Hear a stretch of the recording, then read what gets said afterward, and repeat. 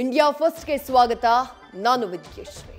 ಕೊನೆಗೂ ರೇಣುಕಾಸ್ವಾಮಿ ಕೊಲೆ ಕೇಸ್ನ 17 ಆರೋಪಿಗಳ ಮೇಲೆ ದೋಷಾರೋಪವನ್ನ ನ್ಯಾಯಾಧೀಶರು ಪ್ರಕಟಿಸಿದ್ದಾರೆ. ಆದರೆ ಈ ವೇಳೆ ಜಡ್ಜ್ ಗರಂ ಆಗಿದ್ದು ಹಾಗೂ ವಿಚಾರಣೆಯಲ್ಲಿ ಆರೋಪಿಗಳ ಹೇಳಿಕೆ ಗಮನ ಸೆಳೆದಿದೆ. ಟ್ರಯಲ್ ದಿನಾಂಕ ನವೆಂಬರ್ 10ನೇ ತಾರೀಕು ಫಿಕ್ಸ್ ಆಗಲಿದೆ. ಬಿಹಾರ ಚುನಾವಣೆ ಬಳಿಕ ಸಂಪುಟಕ್ಕೆ ಮೇಜರ್ ಸರ್ಜರಿ ಎಂಬ ಸುದ್ದಿಗೆ ಸದ್ಯ ಬಲ ಬಂದಂತಿದೆ.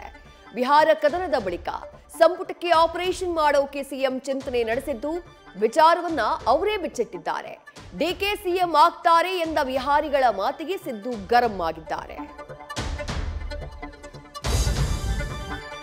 ಬಿಹಾರ ಗದ್ದುಗೆ ಹಿಡಿಯೋಕೆ ಎನ್ಡಿಎ ಮೈತ್ರಿಕೂಟ ರೈತರಿಗೆ ಭರ್ಜರಿ ಗಿಫ್ಟ್ ಕೊಟ್ಟಿದೆ.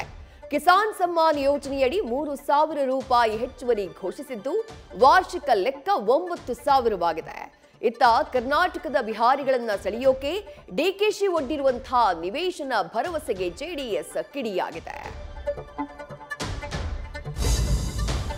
ಪಾಕಿಸ್ತಾನ ಸದ್ದಿಲ್ಲದೆ ಪರಮಾಣು ಅಸ್ತ್ರಗಳ ಪ್ರಯೋಗ ಮಾಡ್ತಾ ಇದೆ ಎನ್ನುವಂತಹ ಆಘಾತಕಾರಿ ವಿಚಾರವನ್ನ ಟ್ರಂಪ್ ಬಿಚ್ಚಿಟ್ಟಿದ್ದಾರೆ.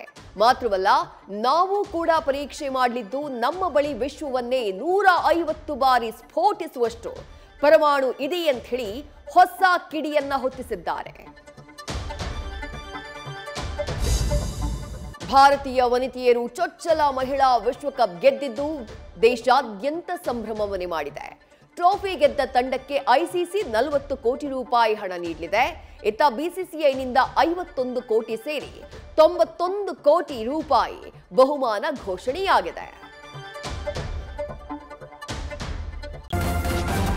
ನ್ಯೂಸ್ ಫಸ್ಟ್ ನಿರ್ಭೀತಿಯಿಂದ ನಿಮ್ಮ ಪರವಾಗಿ.